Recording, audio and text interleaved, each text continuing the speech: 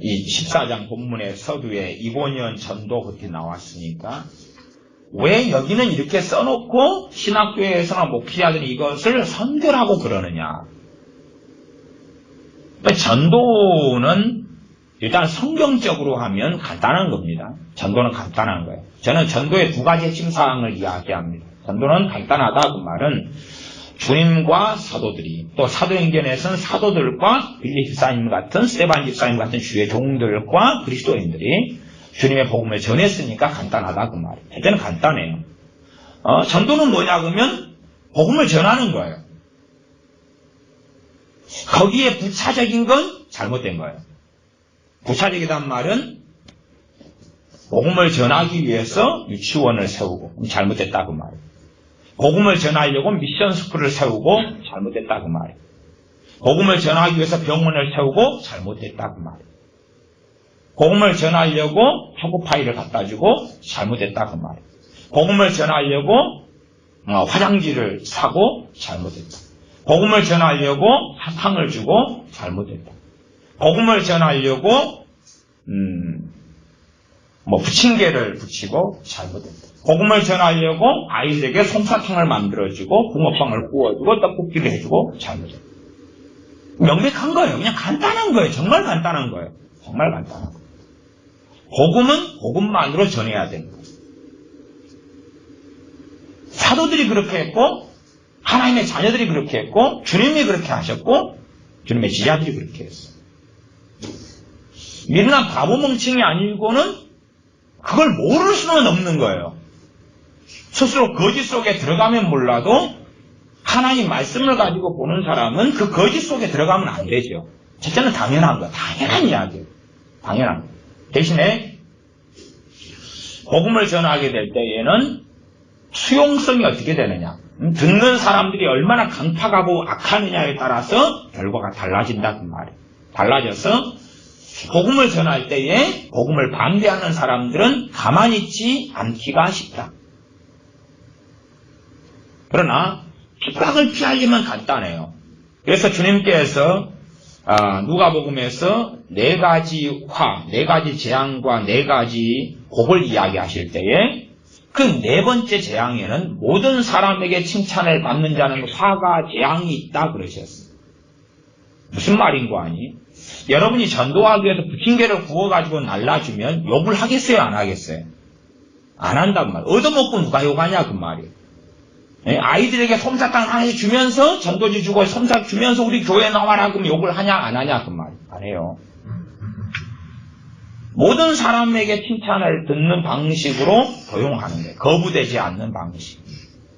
그게 세상적으로는 지혜롭게 보이죠. 그러나 하나님 말씀의 방식하고는 다르다 그 말이에요. 주님께서는 살리는 것은 영이니 육은 무익하니라. 육은 육이고 영은 영이다 그러셨어요.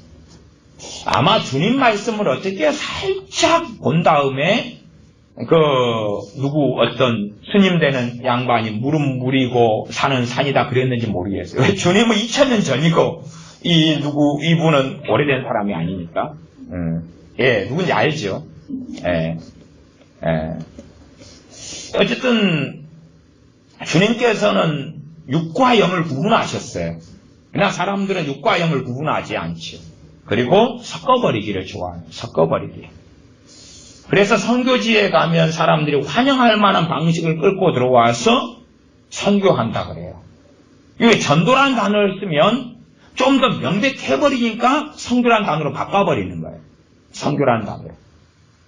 그래서 어린이 도서관을 만든다. 제가 최근에 어떤 선교사님을 외국에 나가서 만났는데 그 선교사님이 그 지역에 선교를 하기 위해서 자기는 어린이 도서관을 세운다 그러더라. 어린이 도서관을 통해서 선교한다 그러더라. 어린이 도서관을 하면은 후진국 아이들이 거기 와서 책을 보다가 부모들이 보내주고 따라오고 그러면서 교회로 이끌어버린다 그 말이죠. 그 성경적인 방법이 절대 아니에요. 절대 아니지. 유치원을 세워서 돈을 적게 받으면 오겠죠. 그러면 그들에게 받아들이려고 성경을 얼마나 짜집기를 해야 되고 세상적인 것과 성경을 얼마나 뒤집어 섞어야 되느냐 그 말이지. 왜? 진리의 말씀을 전하면 복음에는 크게 두 가지거든요. 응? 받아들이거나 거부하거나. 거부하는 사람도 강렬하게 거부하거나 적당하게 거부하거나 최소한 요구는 하겠죠. 그래서 우리가 보는 대로 사도행전 14장에 보면 복음은 참 단순합니다. 단순해서 14장 1절 2절에 보면 이고니온에서 두 사도가 함께 유대인의 회당에 들어가 말하니 유대와 헬라의 허다한 무리가 믿더라. 첫째는 유대인하고 헬라인 이방인들이 예수를 믿어요. 복음을 전하니까. 두 번째는 2절 그러나 순종치 아니하는 유대인들이 이방인들의 마음을 선동하여 형제들에게 악감을 품게 하고 악감정을 품게 한다 그 말이에요. 악감정을 품게 선동을 하니까 선동을 당하는 거죠. 안 믿는 사람들은 선동을 당하고 두 부류가 생기는 거예요. 그냥 두 부류가. 그러나 그 두 부류를 대강 덮어버리는 방법은 돈을 주면 돼요. 그들이 원하는 신발, 옷가지, 학교, 의사, 병원, 유치원 그렇게 하면 돼요. 선교라는 이름으로. 본래 선교나 전도는 같은 말입니다.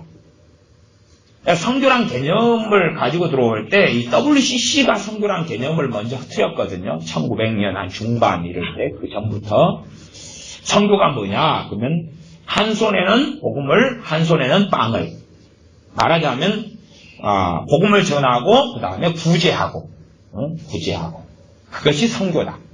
그렇게 한 거예요. 순수하게 복음을 전하는 것을 보수주의다 그러고 꼴통보수라 그러고 그렇게 바꿔버렸어요. 그래서 YMCA, YWCA 아니면 유니세프 이런 활동을 하는 게 선교다. 학교가 없는데 학교를 세워주고 우물을 파주고 그게 선교다. 그건 선교 아닙니다. 그건 선교 아닙니다. 아니면 선교의 방편이다. 그 거짓말입니다. 선교의 방편 아닙니다. 이게 성경은 정말 간단합니다. 그냥 전도가 선교입니다. 같은 이야기. 전도가 선교예요. 선교는 굉장히 넓고 포괄적인 개념 아닙니다. 그런 거 없습니다. 그것은 잡탕으로 섞어버린 거예요. 그러니까 성경은 명확해요. 그냥 복음을 전하는 거예요. 첫 번째 그게 첫 번째 원리.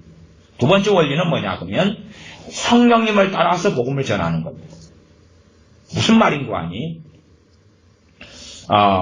선교단체가 가지는 복음 전도용 책자 있지요. 사형리 같은 거.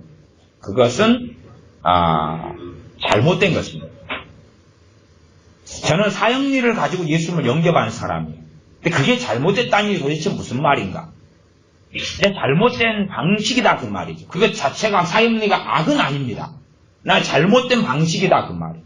무슨 말인고 하니 내가 복음을 전하는데 지금 여러분이 스테반 집사님이나 빌리 집사님이나 사도 바울이나 주님께서나 사도들이나 제자들이나 복음을 전할 때에 획일적인 내용이 있었던 게 아닙니다.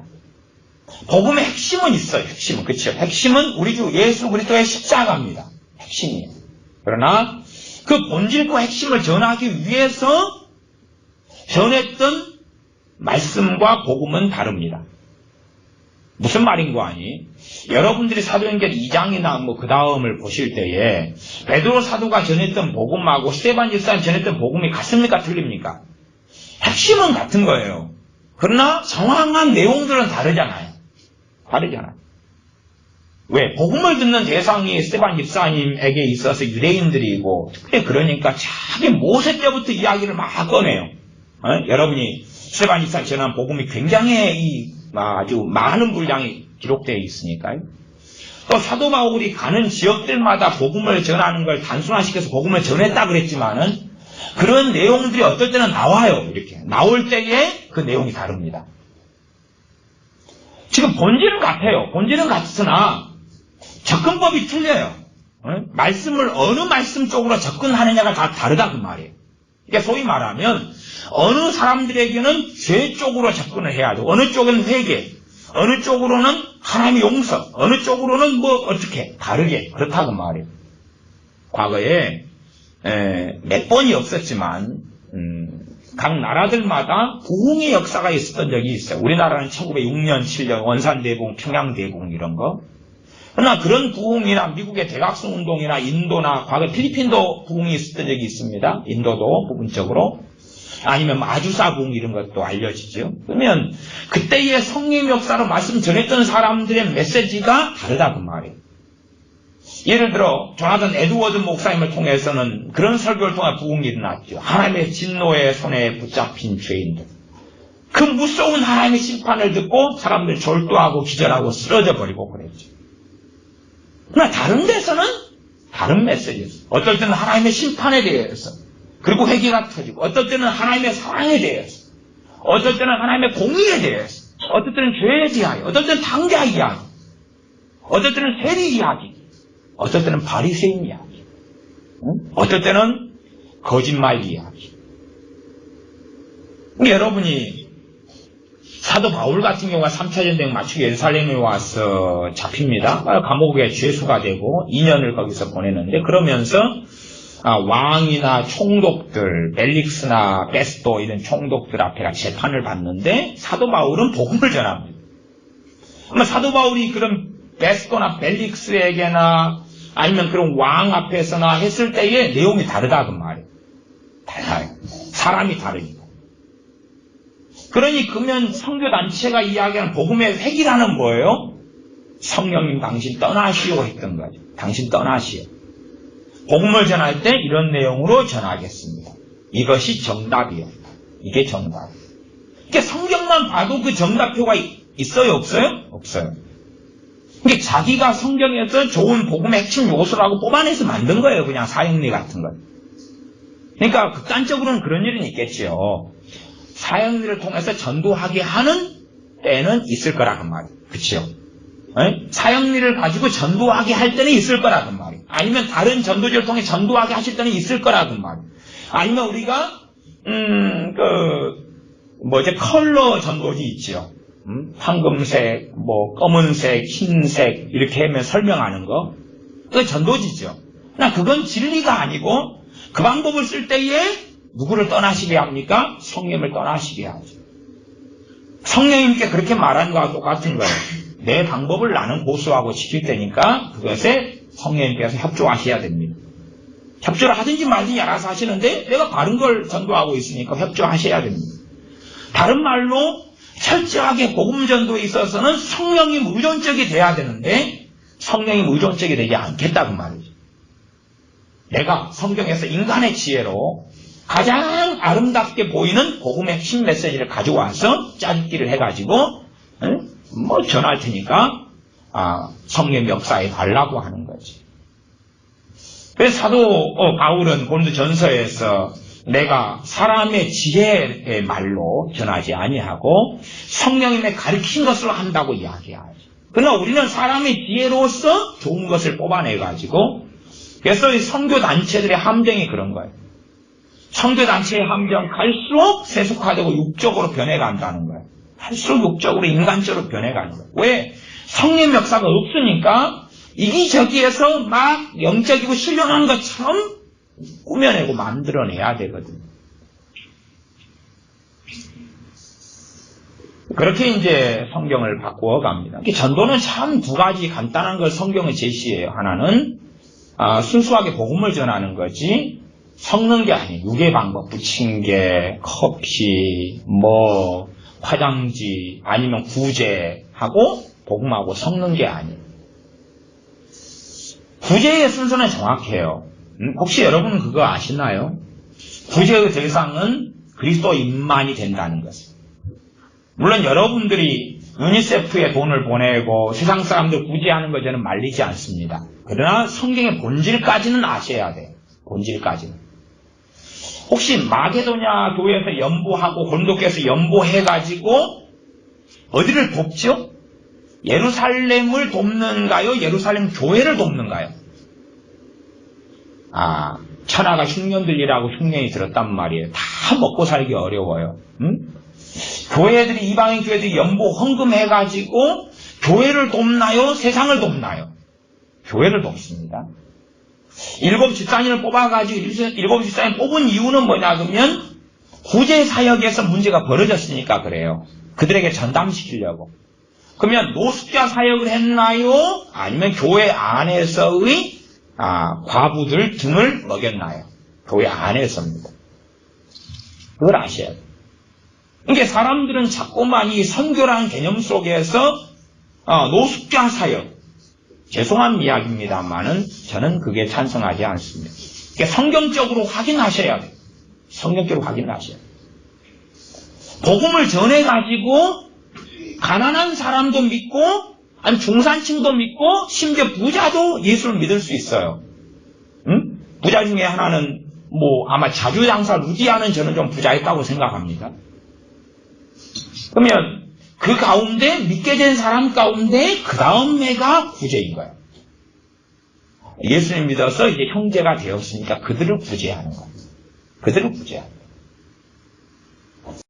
어쨌든 그런 청계천의 가난한 사람들에 대하여 교회를 세우고 김정은 목사님 같으면 넉마주의 해가지고 갖다가 주는. 믿든 안 믿든 상관없는 거죠. 갖다 주는. 그러니까 안 믿는 사람이 밀가루를 받아가지고 떨어진 다음에 또 내놓으라고. 떨어진 다음에 내놓으라고. 그건 선교도 아니고 전도도 아니에요. 어려운 사람을 돕는데 복음을 먼저 전하고 주 예수 그리스도 안에서 예수를 믿는 하나님의 자녀가 된 사람들에게 구제하는 성경의 순서가. 여러분이 신약 성경을 잘 봐보세요. 구제는 교회의 교인에 대한 하나님의 자녀에 대한 구제를 이야기해요. 여러분이 잘 보세요. 그 다음에 이제 그것 말고 그냥 우리가 일반적인 어떤 봉사나 구제의 사명을 가져서 세상 사람들이나 아니면 아프리카 같은 데 우물도 파줄 수 있다고 생각해요. 그러나 그것은 선교하고는 구분돼야 돼요. 선교하고는 구분돼야 돼요. 그건 하나님의 사랑으로 인한 인간의 속에서 벌어지는 일이지 그것이 우물을 동네 마을에 파주면서 복음을 전하는 게 아니다 그 말. 다른 거예요. 육은 육이고 영은 영이에요. 사실은 교회가 지금까지 이런 부분에 이 참 간단하고 명료한 부분을 간단하고 명료하게 안 해왔어요. 근데 복음을 전해도 핍박을 안 받는 거예요. 핍박을 안 받아요. 왜? 섞으니까.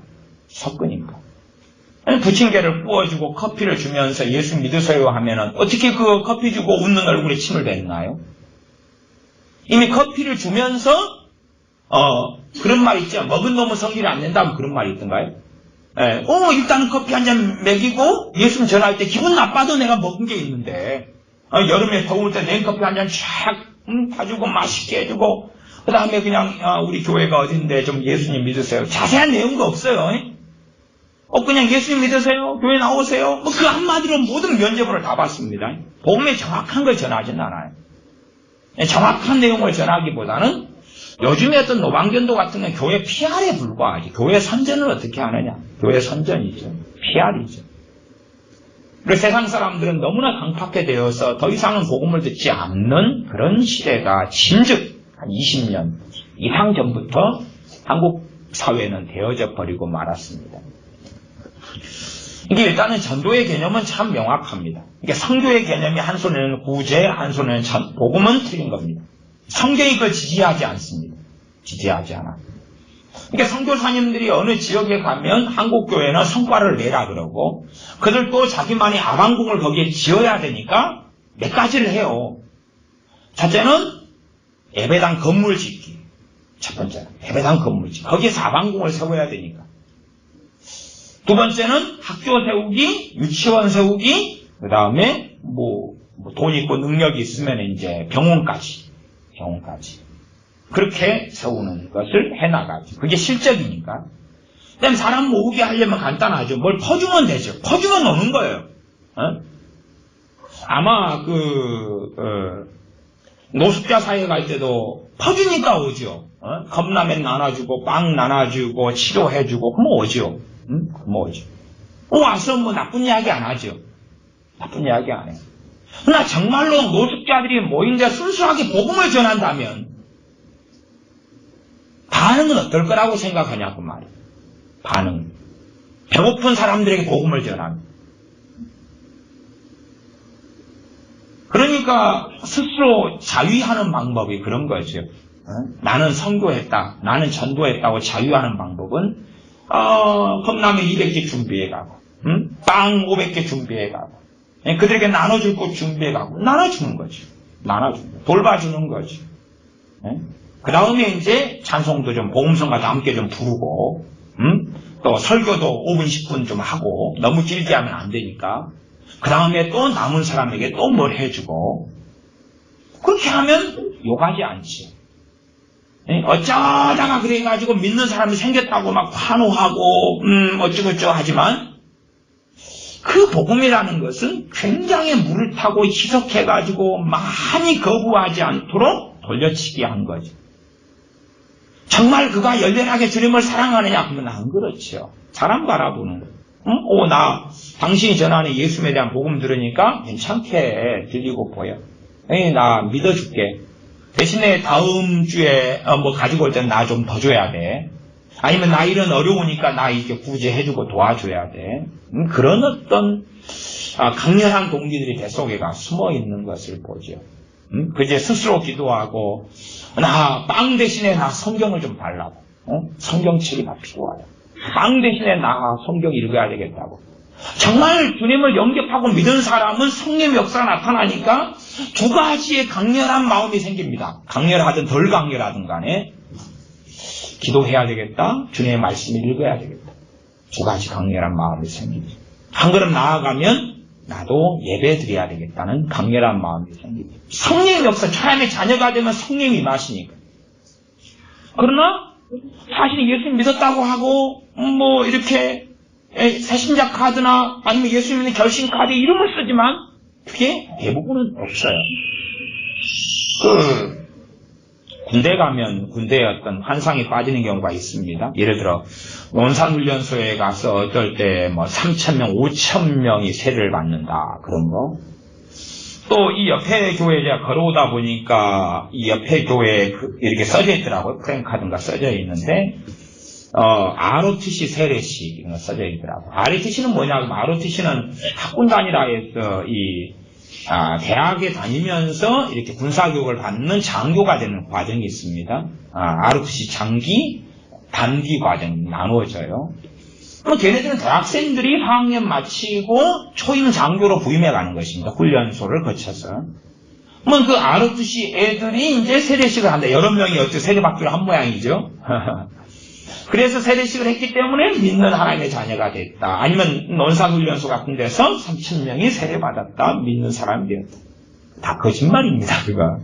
거짓말이에요. 세례받은 건 실제로 쇼맨십입니다. 쇼맨십이고 진짜로 예수님 믿고 진짜로 하나님 자녀 된 사람은 거의 없습니다. 100에 하나, 1000에 하나도 없습니다.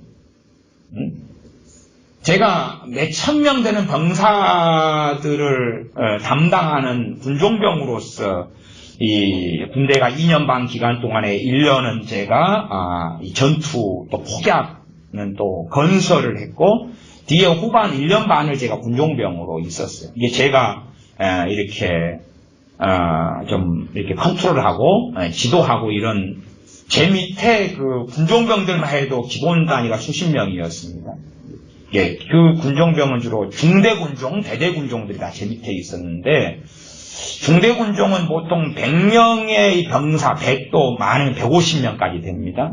100명, 120명, 150명, 부대 단위가 틀립니다. 중대가 부대의 큰 개념 중에 하나인데, 어쨌든 그 정도 100명 이상의 병사들 가운데서 이제 믿는 사람이 10명, 20명, 30명 있을 거 아닙니까? 거기에 신앙의 리더하고 이끌어가는 사람은 군종병이라 그러는데 그런 군종병들을 제가 이렇게 지도하고 관할하는 군종병이었어요. 그러니까 이 신앙생활을 또 제가 1년 반 동안은 거의 매일 제가 전도하고 살았습니다. 거의 매일. 군종병이니까 또 그럴 수 있지만 이 군종병이 굉장히 많아도 항상 전도하고 다녔던 군종병은 죄송하지만 저밖에 없었습니다. 저는 이제 주로 밤 되면 전도를 많이 다녔어. 밤 8시부터 한 새벽 1시까지 이렇게 전도를 많이 다녔어요. 그때 어떻게 전도가 가능하냐 그러면은 큰 부대가 2개가 연결돼 있어가지고 초소들이 각기 있어요. 2명씩 근무하는 초소들이 있기 때문에 그 한적한 초소에 하나 근무할 때 기본 1시간 반에서 2시간을 밤에 근무를 섭니다. 밤새워서 사람아 돌아가면서. 그렇기 때문에 초소에 가가지고 이제 그 1시간 반에 2시간 근무 시간 동안을 제가 교제하면서 전도할 수 있는 거죠. 또 그 옆에 초소 가면 또 대화하고 전도하고 그 옆에 초소 가면 대화하고 전도하고. 물론 저도 퍼주는 전도를 했습니다. 이렇게 퍼주는 전도니까 빨간 통에 커피를 한 통을 끓여가지고 커피를 한 잔씩 따라주면서 전도를 했던 거죠. 또 어떤 돈이나 여력이 있거나 군중 활동비가 있어요. 군중 활동비가 나오면 그걸로 충분히 다 소모될 때까지 이제 초코파이를 사가지고 하나씩 이렇게 근무섬에서 먹으라고 나눠주면 저도 주는 전도를 했어요. 왜? 제가 배운 게 그거니까. 커피 한 잔 따라주고 초코파이 하나 주고 그 다음에 이제 신앙생활 예수를 믿는 이야기들을 하고 또 그 옆에 초소로 이동하고 그 옆에 초소로 이동하고 그래서 부대를 이렇게 한 바퀴 돌면 한 3시간, 4시간 그것도 반 잘라놓고도 그렇게 시간이 걸립니다. 뭐 한 20분씩만 대화해도 굉장히 오래 걸리죠.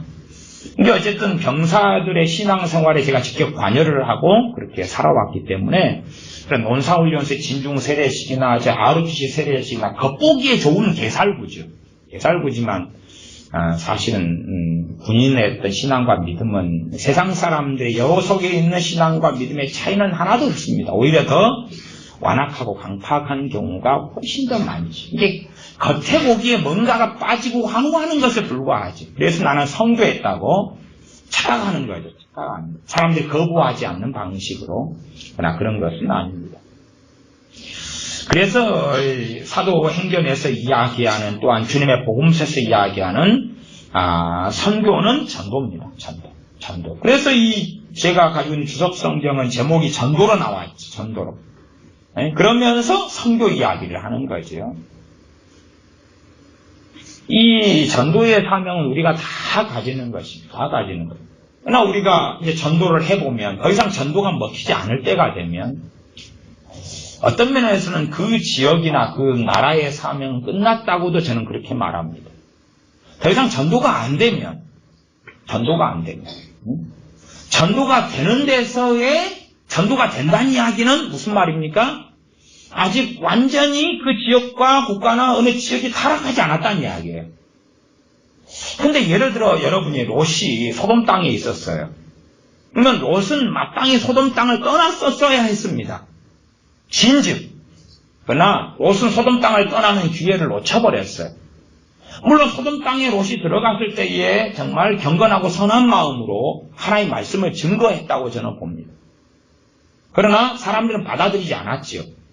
어느 때가 됐을 때에 무슨 일이 벌어졌냐 하면 롯의 딸들이 다 마귀의 자식들이 되어버렸습니다. 롯의 아내가 세상 사람이 되어버렸습니다.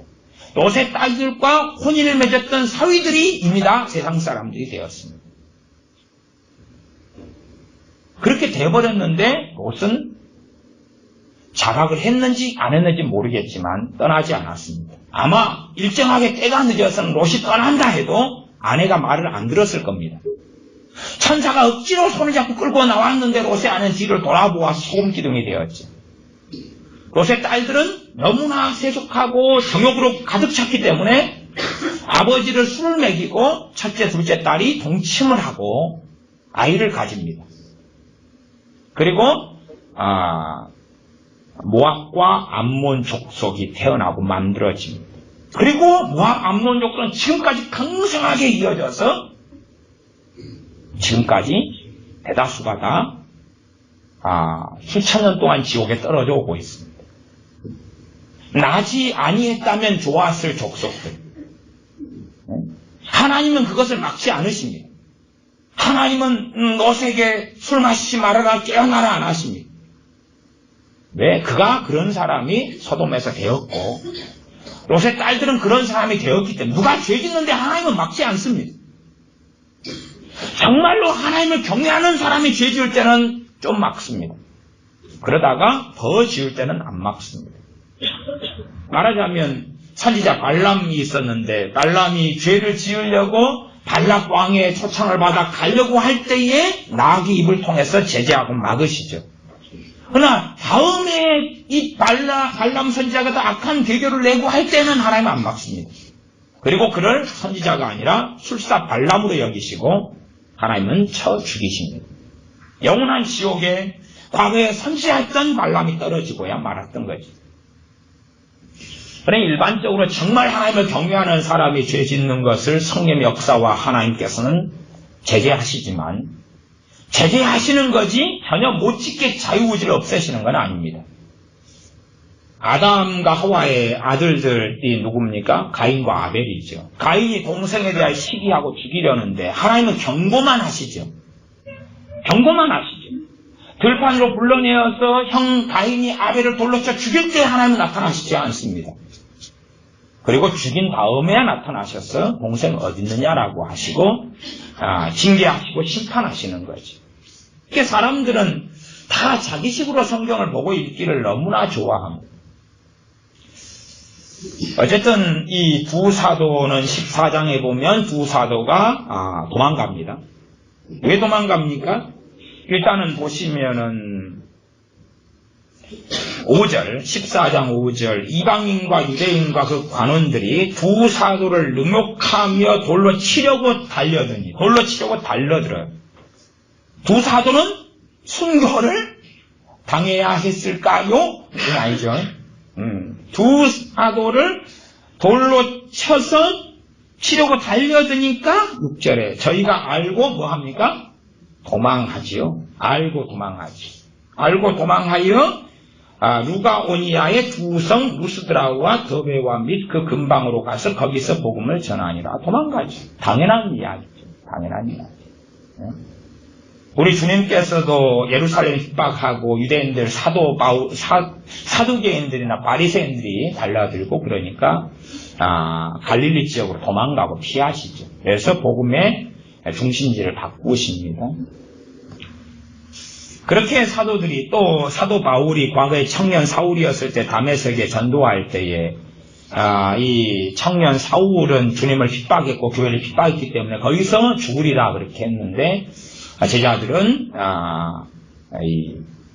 그를 성에서 매달아 가지고 바구니에 이렇게 매달아서 탈출을 시키죠. 그렇게 해서 청년 사울은 아라비아로 가고 그리고 나중에 자기 고향 다소로 가고 그렇게 합니다. 중간에 예루살렘도 한번 왔다가 나중에 이제 사도 바나바가 그를 안디옥에 불러서 함께 사역을 하게 되죠. 어떤 면에서 이 사도들의 이 복음 전도의 역사는 한편으로는 도망의 역사다 그렇게도 볼 수 있습니다. 그 지역에서 어느 때는 거부해도 주님께서 내 백성이 많다 계속 복음을 전해라 그러면 핍박을 받으면서 계속 전했고 그렇지 않은 한은 핍박할 때에 그들은 떠났고 다른 지역에서 복음을 전하는 역사였습니다. 교회가 세속화되는 데는 세상 사람들이 교회 안에 많이 들어오면 세속화됩니다.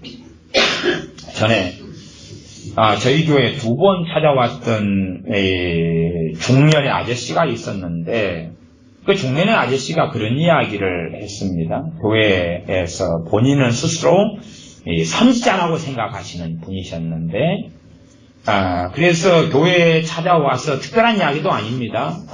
교회 문을 예배당 문을 싹 열더니 초대교회로 돌아갑시다 하고 예배당 문을 닫고 가는 거예요. 초대교회로 돌아갑시다 그러고 열고 소리치고 가는 거예요. 그래서 이제 나중에 2번째는 잡았습니다. 제가 잡아서 밥은 먹었냐? 그러니까 안 먹었다 그래서 그럼 밥 먹고 가라. 그러면서 이제 이야기를 조근조근 해봤습니다.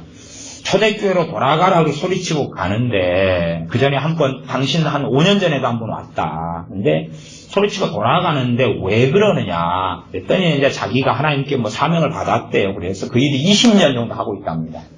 초대교회로 돌아가라. 그래서 당신이 생각하는 초대교회는 뭐냐? 물었더니 이제 서로 유무상통해가지고 니 것 내 것 없이 썼던 그걸 이야기한대요. 그럼 그거 자세한 이야기를 하고 해야지.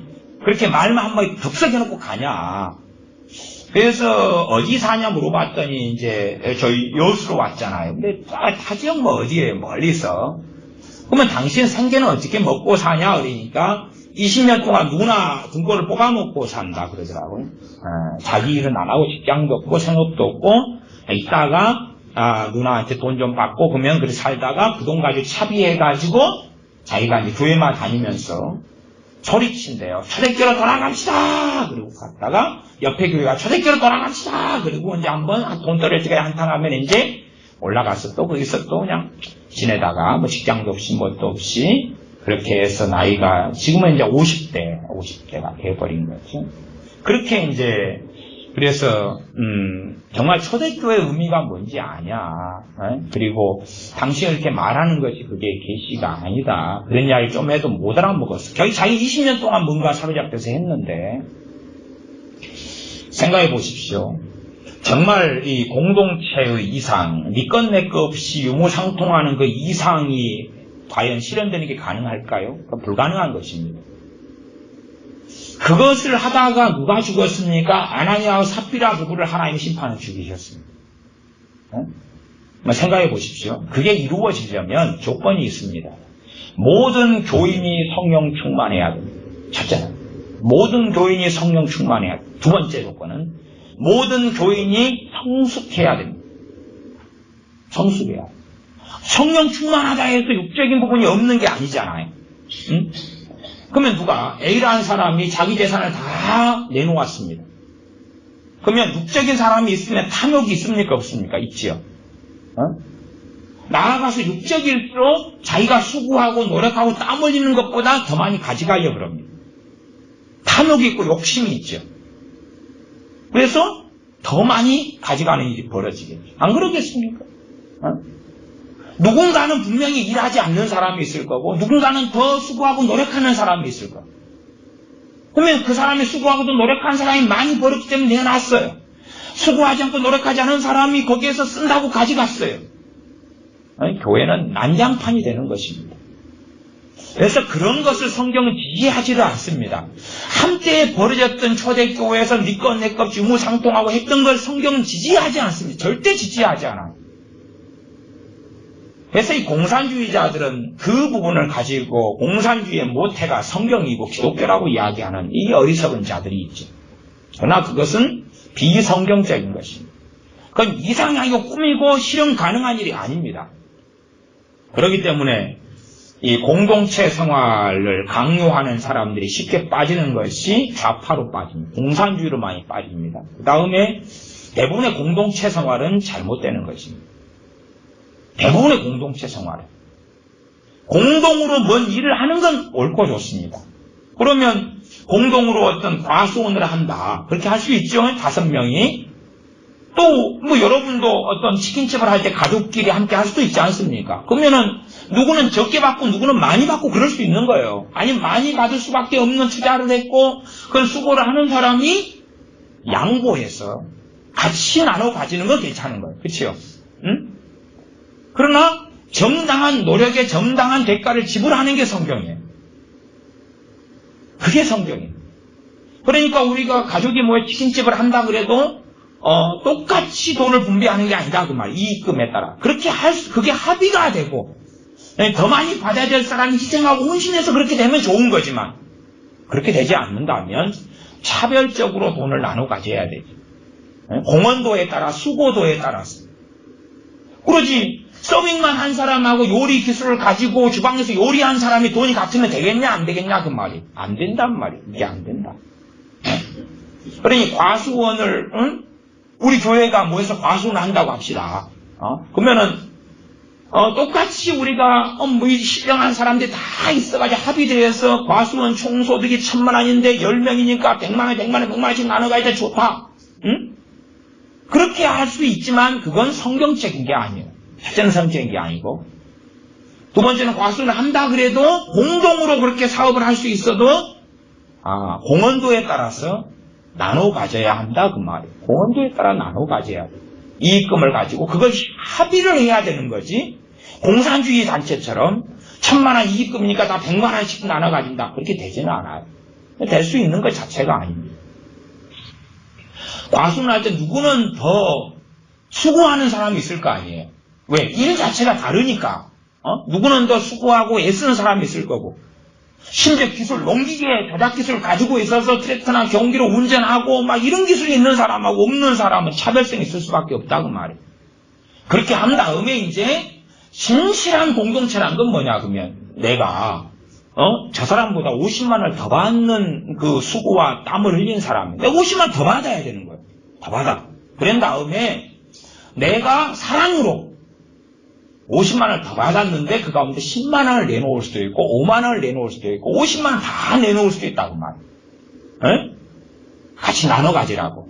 아니면 더 형편이 어려운데 돈이 더 많이 필요한 사람. 왜냐하면 가족 중에 하나, 자녀 중에 하나가 병들어서 병원에 가야 되는데 돈이 필요할 때가 오잖아. 그러면 내가 내 이익금 딴 사람보다 더 많이 받은 50만 원만 내놓을 뿐만 아니라 내가 당연하게 얻어야 되는 소득에서 10만 원, 20만 원 더 해가지고도 내놓을 수 있다고만. 그게 형제애다고만. 그게 성경이 추구하는 거예요. 그래 초대교회 이상향적이고 몽상적인 그러한 공동체가 아니에요. 그런 건 잘못된 방식이에요. 이건 잠깐 동안에 교회가 다 집단적으로 성령 충만했던 어느 때 잠깐에 있다가 말 것이었어. 그러나 그것을 이상향으로 생각하고 이제 돌아다닌 그 사람은 그걸 이상향으로 생각하고 뭔가의 계시를 받은 거예요. 그래가지고 20 몇 년째인가? 지금도 그러고 있을지 모르겠어요. 제가 지금 그 양반을 만났을 때가 지금이 이제 한 8년 이상 전 이야기니까. 그 초대교로 돌아갑시다! 하고 그 이상향 그거인 거예요. 그분은 일하지 않아요. 땀을 흘리지 않아요. 누구와 일하냐면 자기 매형하고 누나가 일해서 어느 집에 사냐고 매형 집에 누나 집에 얹혀 살아요. 하고 매형이 번 돈으로 같이 먹고 살다가 어느 때 돈이 좀 생기면 그럼 그거 가지고 이제 기차를 타고 뭐 내려오거나 뭘 타고 내려와서 아무데나 교회마다 들어가는 거야. 초대교로 돌아갑시다. 그리고 팻말 하나 들고 있어. 초대교로 돌아갑시다. 팻말 하나 써가지고. 초대교로 돌아갑시다. 그러고 하는 거예요. 그냥 아무 내용도 없이 알맹이도 없이. 이게 몽상과 꿈을 꾸는 사람이지. 성경하고 전혀 다른 꿈을 꾸는 사람. 사람들은 얼마나 성경을 자기 제멋대로 이해하고 해석하기 좋아하는지는 몰라요. 우리는 지난 시간 수요일부터 말씀드렸다시피 복음을 전하기 위해 사는 사람들입니다. 그리스도의 공동체는 복음 공동체, 전도 공동체. 물론 우리가 어떤 사람은 전도하고 어떤 사람은 양육하고 어떤 사람은 봉사하고 지체되면 다 틀려요. 그러나 지향하는 방향은 뭐냐 그러면 영혼 구원과 끝까지 복음 안에 주님 안에 남아있어서 천국에 가는 거예요. 하나님의 나라를 성취하는 거예요. 어디에서요? 세상에서요? 교회 안에서요? 교회 안에서입니다. 하나님의 나라는 세상에서 성취하는 게 아니에요. 우리가 세상에 성취해야 될 일부의 사명을 가진 사람들이 있다 그 말이에요. 그러나 세상에서는 하나님의 나라는 성취되지 않아요. 왜? 세상은 불신자들의 세상이니까. 내가 성경적인 가치를 가지고 세상에서 기업을 할 수도 있고 정치를 할 수도 있고 아니면 또 교직에 있을 수도 있고 여러 일을 할 수 있어요. 그러나 거기에서는 내가 하나님 말씀의 기준으로는 못 살고 그 시스템, 그 법 안에서 살아가는 거예요. 그러나 하나님의 나라가 실현되는 건 교회 안에서지. 교회 안에서 말씀을 따라 형제가 이루어지고 말씀이 이루어지고 그 하나님의 나라가 더 이상 실현될 수 없고 점점 내 자녀가 타락할 수밖에 없다. 그러면은 사실은 못이 소돔을 떠나야 될 때처럼 그 지역이나 그 나라나 국가를 떠나야 될 때가 되는 거예요. 제가 서두에 말씀드렸어요. 민족주의라는 것은 잘못된 것이다. 민족주의는 잘못된 것이다. 이 사도들이 유대주의를 벗어나려고 너무나 고생해. 쉽지 않았지. 유대주의를 벗어나려고. 그래서 베드로 사도를 하나님을 설득하시려고 비몽사몽간에 환상을 보이셔가지고 고자기 환상을 보이셨죠. 고넬료와 고넬료 권속을 전도하게 하시려고 베드로 사도를 3번이나 동일한 환상을 보이셨어요. 그러나 베드로는 설득당하기 참 어려웠어요. 왜? 유대주의니까. 내 민족. 하나님의 선민인 유대인들만 구원받아야 돼. 그런 중심주의였기 때문에. 그래서 사도 베드로가 고넬료와 고넬료 가정의 복음을 전한 다음에 예루살렘에 가서 그는 소위 말하자면 책망을 듣고 그리고 사람들이 정죄하고 달라듭니다. 누가요? 오순절에 성령 충만 받았던 그 기독교인들이, 그 교인들이 달라드는 거예요. 네가 이방인의 가정에 가서 너가 왜 함께 먹고 마시고 복음을 전하냐? 그러니까 사도 베드로가 증인들을 데리고 갔었거든요. 그래서 증인들을 함께 증언을 합니다.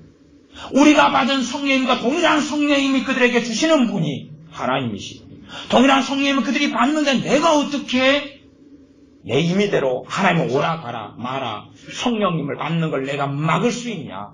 그렇게 할 수 없다. 이런 식의 말을 합니다.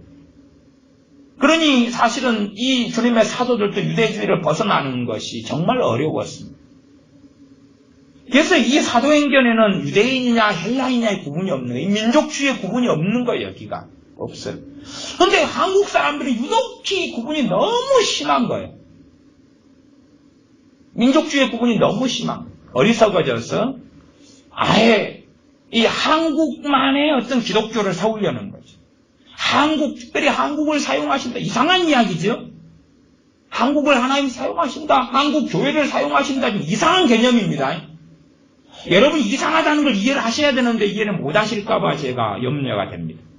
하나님 한국교회를 써주시옵소서. 그게 장난질입니다. 그게 장난질입니다. 그거. 성경은 민족주의가 없습니다. 성경은 민족주의가 없어요. 그러면 로마에 있는 교회가 민족주의를 따지면 어떻게 되겠냐 그 말이에요. 안디옥에 있는 교회가 민족주의를 따지면 어떻게 되겠냐 그 말이에요. 사도 바울이 가는 곳마다 민족주의를 따지면서 전도하면 어떻게 되겠냐 그 말이에요. 기껏해야 당신은 선교사로 나갔으니까 당신은 민족주의를 벗어나라. 이상한 개념이죠. 내 민족과 다른 민족을 왜 구분합니까?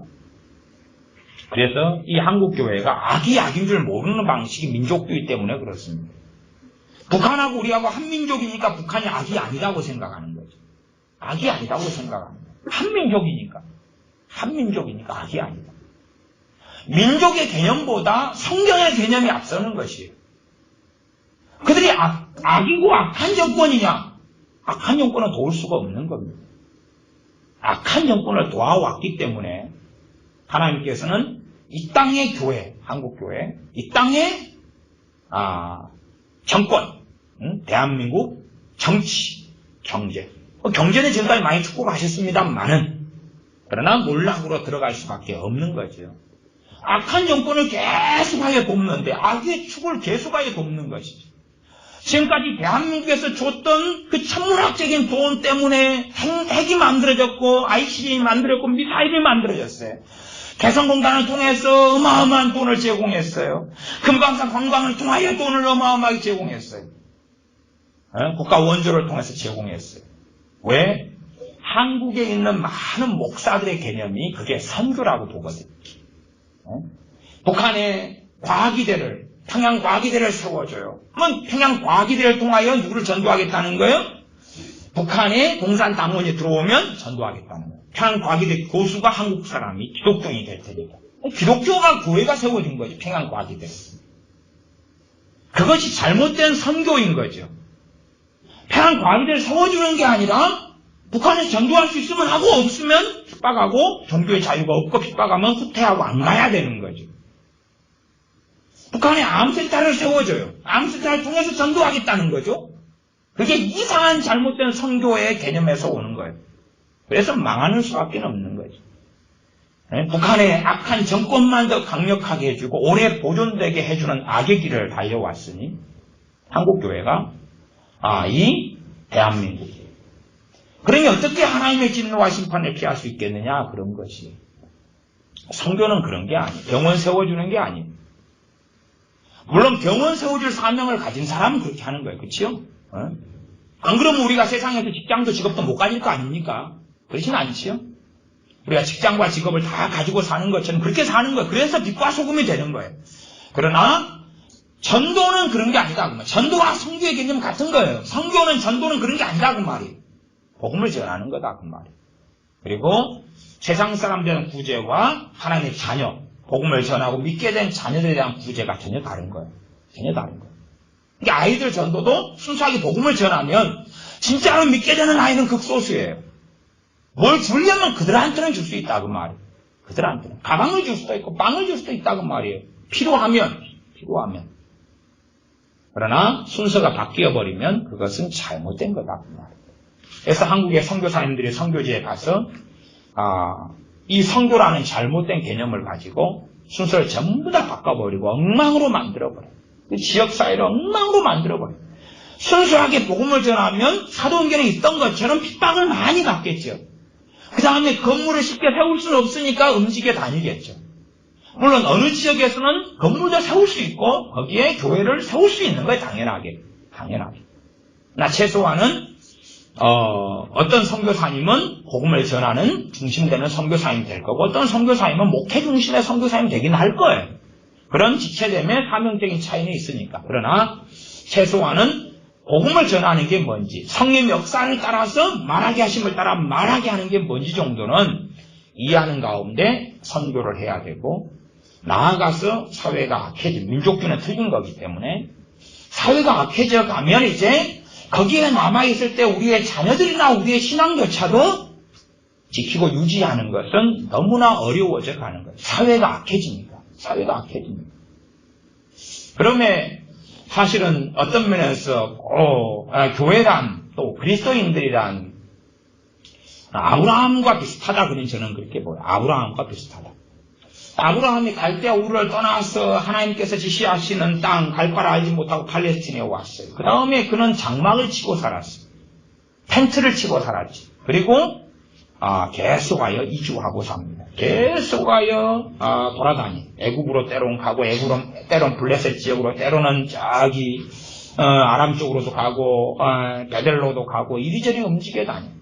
그렇게 나그네를 살다가 인생을 마감해요. 어떤 면에서 하나님의 자녀의 가치관과 지향성과 방향성 그런 거죠. 그런 거. 그러나 이제 지금 세대에서는 한 지역에 자리 잡고 그 지역이나 국가나 나라가 어떤 악으로 달려가든지 상관없이 거기서 평생 살다가 죽겠다.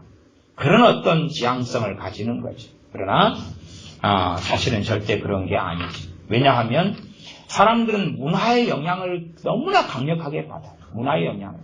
문화가 악해지면 당연히 학교가 악해지죠. 내 자녀를 학교에 보내면 악인이 탄생하는 거예요. 세상 사람이 탄생하는 거예요. 대학이 악해지면 대학교로 보내면 세상 사람과 악인과 마귀 자식이 만들어지죠. 그 정도의 이해를 하나님의 자녀는 가지고 있어야 돼요. 그래서 얼마나 내 자녀를 보내는 학교가 세소가 되었느냐를 점검하고 체크해야 되고 얼마나 내 자녀가 가는 대학교가 세소가 되었느냐를 점검하고 체크해야 되는데 그런 걸 안 한다 그 말이에요. 안 한다. 안 하고 그냥 믿습니다. 좋은 대학 가니까 믿습니다. 좋은 고등학교 가니까 믿습니다.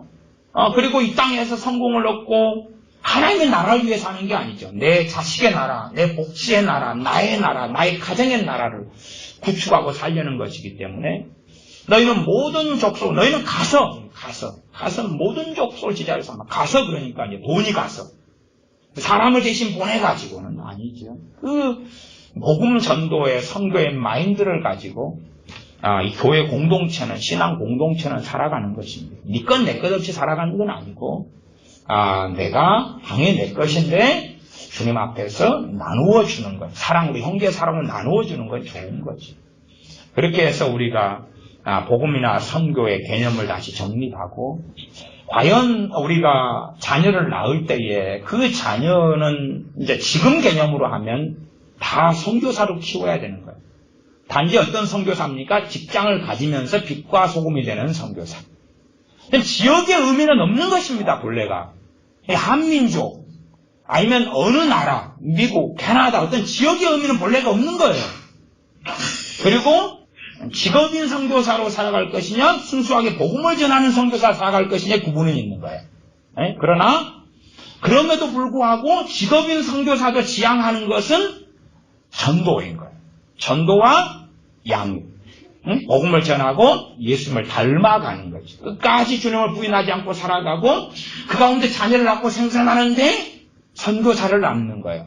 선교사를 낳아서 선교사가 되게 하는 거예요. 분명히 제가 지금 말씀드린 개념의 선교사는 지금 시대가 일반적으로 교회에서 사용하는 선교사 개념은 아닙니다. 그 개념은 아니에요. 그러니까 우리가 이 사회에 살면서 내 자녀가 직장을 보내도 선교사로 보내는 거예요. 어느 직장에서. 빛과 소금이 되는. 그러나 사회가 악해지면 빛과 소금이 되는 건 너무나 어려울 거고 더 악해지면 나아가 내 자녀가 세속화되면 빛과 소금이 되기보다는 시간이 흘러가면서 그 직장에 있으면서 소금의 맛을 잃어가겠고 빛이 꺼져가겠죠. 그리고 마귀 자식이 되고 세상 사람이 되고 지옥에 떨어지는 자녀가 되고야 말이지. 그래서 얼마나 하나님의 자녀가 돼가지고 세상을 내가 밝힐 수 있는 자녀로 믿음이 성장하고 자라게 하느냐. 그리고 그런 직업인 선교사는 복음을 전하고 전도하는 거기에 함께 힘을 합쳐가지고 나아가야 되는 거죠. 전쟁할 때 되면 어떤 과거에는 진이라는 게 있어요. 진은 뭐냐 그러면은, 하객진 이런 거 들어보셨죠? 그런 것처럼 공격할 때 되면은 돌격진이 있으면은 앞에 꼭지점이 있죠. 꼭지점이 있어서 그 꼭지점이 가장 큰 과거의 장비 같은 장수나 관우 같은 장수가 앞장서고 함께 받쳐가지고 쭉 달려간다든지 아니면 쌍두진 양쪽에 큰 장수를 앞세우고 그렇게 달려간다든지 하는 것처럼 가장 앞세우는 주된 우리의 초점은 뭐냐 그러면 순수한 우리 주 예수 그리스도의 복음을 전하는 거지. 그 중심을 앞두고 다른 것이 다 받쳐가지고 가는 거예요. 받쳐가지고 가는 거예요. 그리고 전도되고 그러면 교회 안에 들어와서 주님을 닮아가고 알아가고 그러면서 자기 지체됨 속에서 빛과 소금이 되는데 그러나 중심의 초점은 뭐냐 그러면 사도 바울이나 바나바가 전했던 것처럼 주 예수 그리스도의 복음을 전하는 것이다 그 말이에요. 그것이 선교, 전도하고 교회의 그 관련성에 대한 이야기입니다. 기도하겠습니다. 아버지 하나님, 우리가 선교, 전도 공동체로 살아가는 하나님의 자녀가 아니라 이 땅에 살아가면서 평안하게 또한 가정이나 자녀를 위한 공동체로 내 성공을 위한 공동체로 복지를 위한 공동체로 나아가서 전도하는 조금의 신용, 선교하는 조금의 신용을 하면서 더 이상은 전도도 되지 않고 선교도 되지 않고 소돔 땅처럼 타락만 해져가는데 거기에서 우리는 주여 주여 하면서 사명을 감당하지 못한 채 이 민족주의라는 허울을 뒤집어 쓰고 주저앉아 있을 때가 너무나 많습니다. 우리가 다시금 하나님 말씀으로 돌아와서 어떻게 교회가 전도 공동체가 되어야 하는지 또한 전도나 선교의 개념이 무엇인지 복음을 어떻게 전하는 것이 합당하고 맞는지를 다시 자각하는 가운데 우리의 짧은 70, 80 인생을 마감하고 오실 주님, 맞이할 주님, 배울 주님 또한 우리 인생이 마치기 전에 임하시는 주님을 맞이할 준비를 하고 살게 하여 주시옵소서. 움막에서 살아도 만족하고 또한 많은 걸 가지고 소유한다 할지라도 그것의 주인이 아닌 것처럼 또한 가지지 않은 것처럼 우상 삼지 않고 연연하지 않고 주님 바라보고 살아가는 하나님의 자녀인 우리가 되게 도와주시옵소서. 우리 주 예수님의 이름으로 기도하옵나이다. 아멘. 함께 기도하겠습니다.